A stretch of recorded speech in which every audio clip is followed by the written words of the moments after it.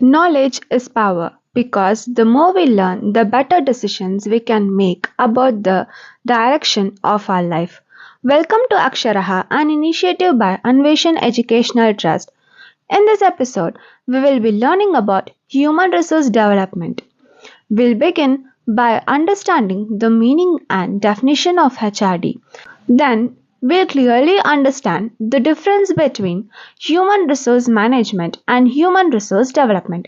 And finally, we will explore the subsystems of HRD that explain how development actually takes place within an organization. So, let's begin today's session on human resource development. When we talk about human resource development or HRD, we refer to a systematic and planned effort by an organization to develop employees' skills, knowledge, and competencies for both present and future roles. One important thing to remember is HRD is not limited to training alone. At a broader level, HRD focuses on improving professional expertise, productivity, job satisfaction, and overall performance. This development benefits not just the individual but also the organization, society, and the nation. The concept of HRD was introduced by Leonard Nadler in 1969. According to Nadler, HRD is a sequence of planned and structured activities carried out within a defined time period to bring about positive changes in employee behavior. This definition highlights three key ideas. Firstly, planned and organized activities. HRD is never random. It includes properly designed programs like training, education, and development initiatives. Second, defined time frame. HRD activities are conducted within a specific period to meet current or future organizational needs. And third, the most important part, behavioral improvement. The goal of HRD is not just learning something new, but seeing a visible and measurable change in how employees behave and perform at work.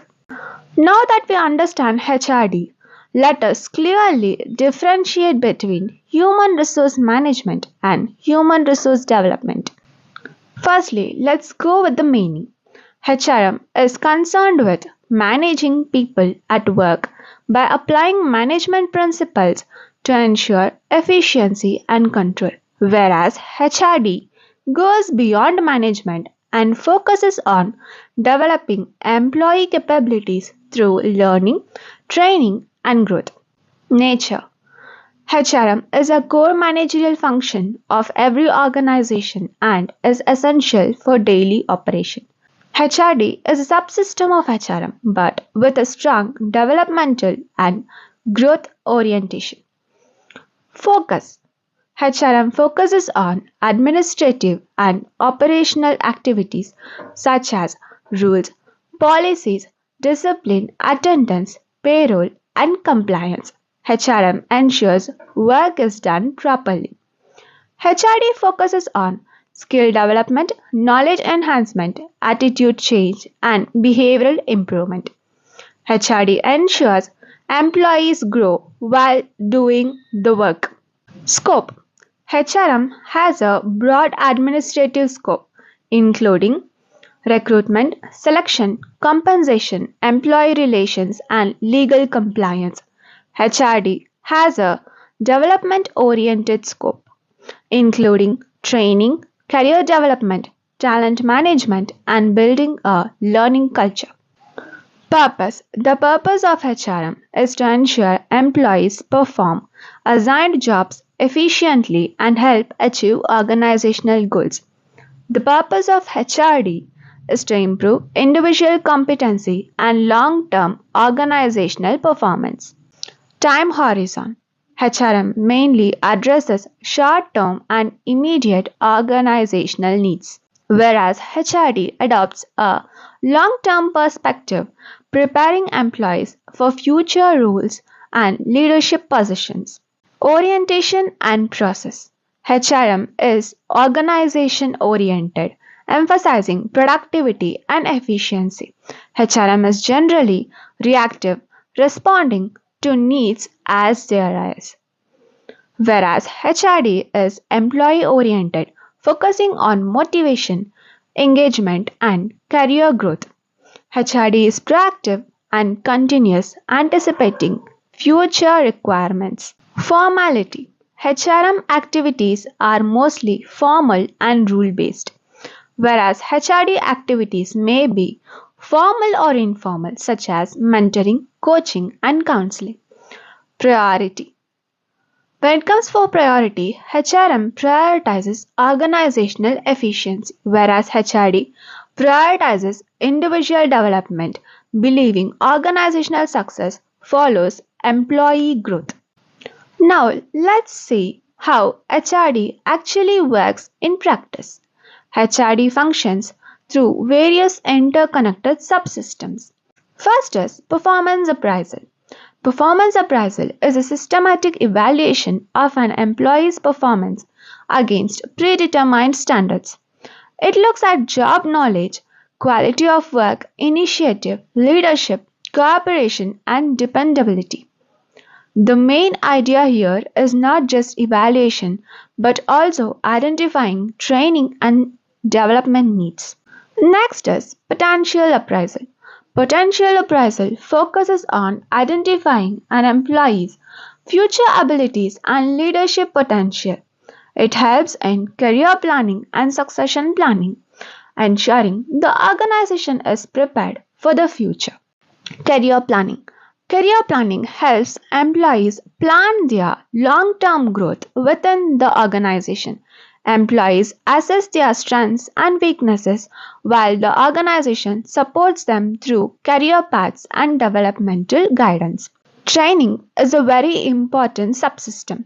Training is a planned effort to improve job related knowledge, skills, and attitudes. It improves current performance and also prepares employees for future responsibilities. Now, let's talk about organizational development or OD. OD is a planned and continuous effort to improve organizational effectiveness and culture. It focuses on changing attitudes, values, and behavior. Techniques like team building, management by objectives, sensitivity training, and stress management are commonly used. Rewards. Rewards recognize performance that goes beyond expectations. They improve morale, productivity, and encourage self development. Rewards can be intrinsic or extrinsic, but they must always be linked to performance. Counseling. Counseling helps employees deal with personal, emotional, and work related issues. It improves relationships, reduces stress, and enhances overall performance. Quality Circle. Quality circles are small voluntary groups that meet to identify and solve work related problems. They promote teamwork, creativity, and participative management. Role analysis helps bring clarity. Role analysis clearly defines job responsibilities and expectations. It reduces role ambiguity and conflict, leading to better performance. Human resource planning. HRP forecasts future manpower needs in terms of number and skill level, ensuring the right people are available at the right time. Procurement and placement follow. Procurement involves recruitment and selection, while placement ensures employees are assigned to jobs that match their qualifications and abilities. Job rotation supports learning. Job rotation moves employees across different roles to broaden skills and experience. It reduces monotony and prepares employees for higher responsibilities. Finally, quality of working life or QWL. Quality of working life focuses on creating safe, healthy, and satisfying work conditions. It improves job satisfaction, commitment, and overall productivity. To conclude, human resource development is not a one-time activity or just about training programs. It is a continuous and systematic process that focuses on developing employee skills, knowledge, attitudes, and behavior over time through various HRD subsystems like performance appraisal, training, career planning, counseling, rewards, and quality of working life. HRD ensures that employees grow along with the organization. In simple words, when employees develop, the organization develops. And that is the true essence of human resource development. With this, we come to the end of today's session of human resource development and its subsystem.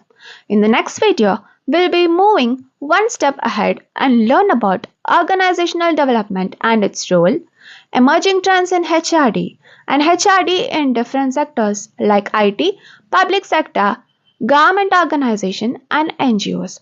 So make sure you stay tuned and continue learning with us.